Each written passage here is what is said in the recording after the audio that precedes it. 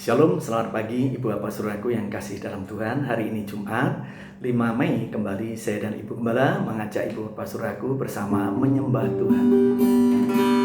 Ku pandang hari esok dengan segala harapan, dan ku takkan takut menghadapi hidup ini, sebab ku tahu hari esok ada dalam tangannya. Yesus menjamin bagi yang mau percaya. Haleluya, haleluya. Yesus sumber pengharapanku. Haleluya, haleluya. Mulia dan agung kasih-Nya, mulia dan agung kasih-Nya. Kita berdoa. Bapa, kami rindu menimba kekuatan dari-Mu melalui firman-Mu. Untuk itu berfirman-Lah, kami siap untuk mendengar. Di dalam nama Tuhan Yesus bersama kami mendengar firman Tuhan. Haleluya, amin. Mari Ibu Bapak Saudaraku, kita membuka firman Tuhan dari Injil Markus pasal yang kedua, ayat 1 sampai ayat yang ke-12. Demikian bunyi firman Tuhan. Kemudian sesudah lewat beberapa hari, waktu Yesus datang lagi ke Kapernaum, tersiarlah kabar bahwa Ia ada di rumah. Maka datanglah orang-orang berkerumun sehingga tidak ada lagi tempat, bahkan di muka pintu pun tidak, sementara Ia memberitakan firman kepada mereka. Ada orang-orang datang membawa kepadanya seorang lumpuh digotong oleh 4 orang. Tetapi mereka tidak dapat membawanya kepadanya karena orang banyak itu. Lalu mereka membuka atap yang di atasnya. Sesudah terbuka, mereka menurunkan tilam. Tempat orang lumpuh itu terbaring. Ketika Yesus melihat iman mereka, berkatalah Ia kepada orang lumpuh itu, "Hai anakku, dosamu sudah diampuni." Tetapi di situ ada juga duduk beberapa ahli Taurat. Mereka berpikir dalam hatinya, "Mengapa orang ini berkata begitu?" Ia menghujat Allah, "Siapa yang dapat mengampuni dosa selain daripada Allah sendiri?" Tetapi Yesus segera mengetahui dalam hatinya bahwa mereka berpikir demikian. Lalu Ia berkata kepada mereka, "Mengapa kamu berpikir begitu dalam hatimu? Manakah lebih mudah mengatakan kepada orang lumpuh ini, 'Dosamu sudah diampuni,' atau mengatakan, 'Bangunlah, angkatlah tilammu dan berjalan'? Tetapi supaya kamu tahu bahwa di dunia ini Anak Manusia berkuasa mengampuni dosa." Berkatalah Ia kepada orang lumpuh itu, "Kepadamu kukatakan, bangunlah, angkatlah tempat tidurmu, dan pulanglah ke rumahmu." Dan orang itu pun bangun, segera mengangkat tempat tidurnya, dan pergi keluar di hadapan orang-orang itu. Sehingga mereka semua takjub lalu memuliakan Allah, katanya, "Yang begini belum pernah kita lihat." Ibu Bapak Saudaraku yang kekasih di dalam Tuhan, sejatinya setiap orang yang bersedia meringankan beban orang lain itu selalu dicari dan dikenang di sepanjang jalan kehidupan. Untuk itu Ibu Bapak Saudaraku, mari bersedia meringankan beban orang lain. Mengapa demikian? Karena firman Tuhan memang menghendaki demikian. Akan tetapi harus selalu diingat, setiap orang yang bersedia meringankan beban orang lain harus siap menghadapi 3 hal ini. Apa saja itu? Yang pertama adalah harus siap selalu menghadapi rintangan.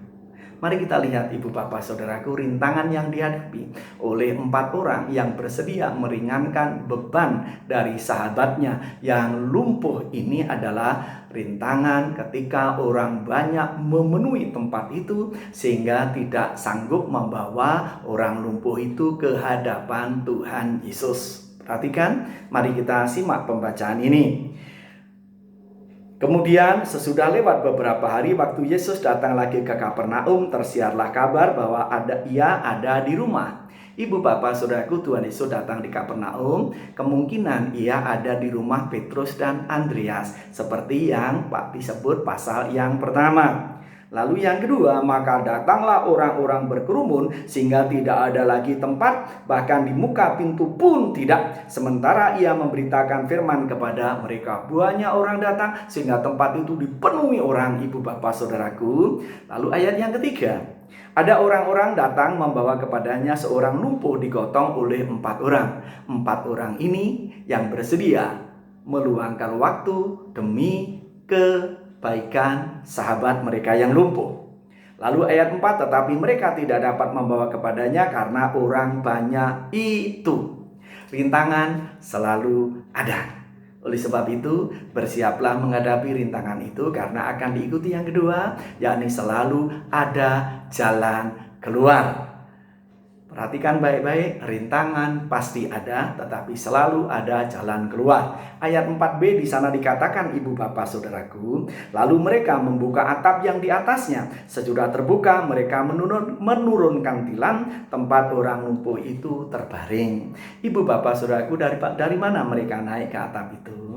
Ibu bapak saudaraku, kebanyakan rumah di Yahudi di sana selalu ada tangga di samping rumah itu yang menuju ke atap.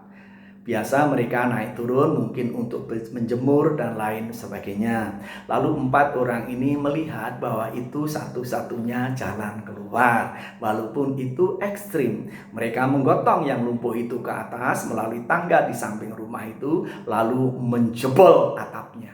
Ibu bapak saudaraku, selalu mengandung risiko. Tetapi setiap kita bersedia menghadapi risiko, akan dihadapi, akan menikmati.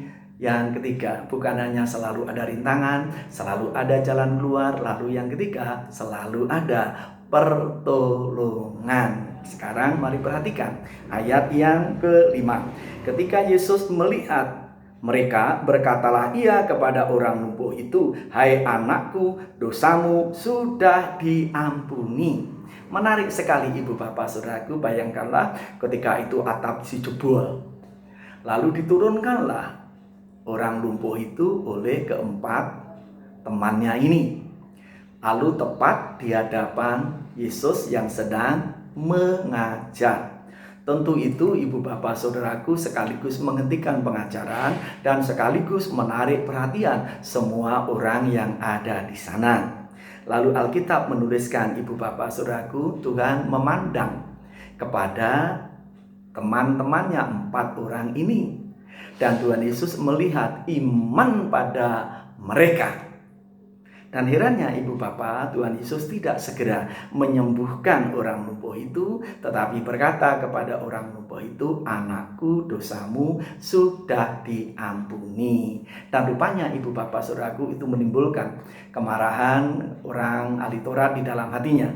Tetapi Tuhan Yesus katakan bahwa memang di dunia ini anak manusia berkuasa mengampuni dosa.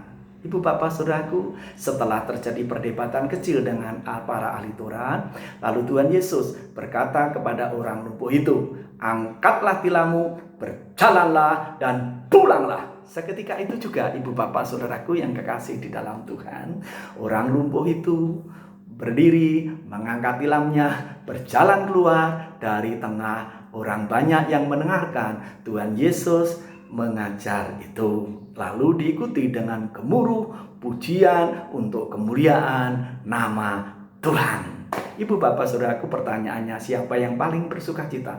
Tentu ibu bapak salah satunya adalah 4 orang yang bersedia untuk meluangkan waktunya bagi orang lain itu. Demikian juga tentu menyenangkan bagi si lumpuh itu sendiri. Ibu bapak saudaraku, pernah dikisahkan seorang yang bernama Thomas Simpson. Demikian yang saya baca beberapa tahun yang lalu. Ia bekerja di pertambangan di Wales dekat Inggris di sana. Ia bekerja dari pagi sampai menjelang malam di bawah bumi, di dalam perut bumi untuk menambang itu. Lalu suatu saat mandornya mendatanginya dan berkata, Thomas, ini perusahaan kita ada lowongan untuk bekerja di atas tanah dan engkau yang dipilih dengan gaji yang jauh lebih tinggi dari menambang. Lalu Thomas berkata, pekerjaan apa itu? Di atas tanah dan itu sebagai staf perusahaan. Apakah engkau bersedia menerima? Lalu Thomas katakan, bersedia menerima. Tetapi apabila Bapak dan perusahaan berkenan, berikanlah kepada teman saya yang bernama Trigoni. Alasannya adalah karena ia tubuhnya tidak sekuat saya. Saya khawatir kalau menambang terus-menerus di dalam perut bumi akan memperpendek umurnya dan ia akan meninggal. Kalau ia meninggal, saya akan kehilangan sahabat saya yang sangat-sangat saya kasih. Oleh sebab itu, berikanlah kepadanya. Mandornya sejenak terkesiap lalu berkata, baiklah kalau begitu.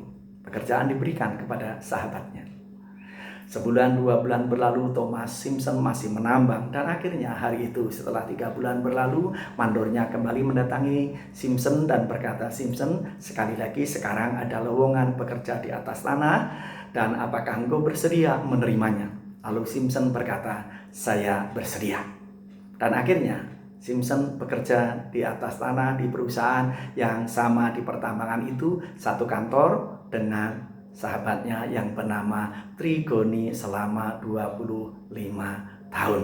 Ibu bapak saudaraku yang kekasih di dalam Tuhan terapannya, setiap saat Anda dan saya memberikan kesempatan kepada orang lain, sesungguhnya Tuhan sedang merancang bukan hanya reputasi terhormat untuk ibu bapak saya dan saudara, tetapi sekali lagi berkat yang lain, promosi pasti sedang mengikuti. Oleh sebab itu, mari hari ini kita pikirkan apa yang bisa kita berikan untuk sahabat-sahabat kita demi meringankan beban mereka. Dengan jalan demikian, nama Tuhan dipuji, dipermuliakan, dan ibu bapa saya dan sendiri diberkati Tuhan. Mari kita berdoa. Bapa, kami bersyukur karena reputasi terhormat dirancang, dibangun di saat kami mengutamakan kepentingan orang lain. Dengan jalan demikian, namamu dipuji, dipermuliakan di atas segalanya. Kami tahu bahwa Tuhan sedang menjabarkan banyak hal kepada kami di saat kami masih dalam kondisi COVID-19 ini. Banyak kesulitan yang bisa kami lihat dan bisa kami ringankan beban saudara-saudara kami melalui tindakan kami, sehingga melaluinya namamu dipuji, dipermuliakan, dan kami sendiri boleh menikmati sukacita yang tidak bisa kami dapatkan di luar itu. Terpuji buat namamu Bapa, dan kami siap masuk kepada hari ini dalam berkat dan pimpinan Tuhan. Bangsa dan negara kami diberkati oleh Tuhan dalam usahanya memutus mata rantai COVID-19 ini, sehingga sekali lagi Bapa, kami kembali kepada kehidupan normal dan namamu dipuji, dipermuliakan di atas segalanya. Dalam nama Tuhan Yesus, haleluya, amin. Selamat pagi, Tuhan Yesus memberkati.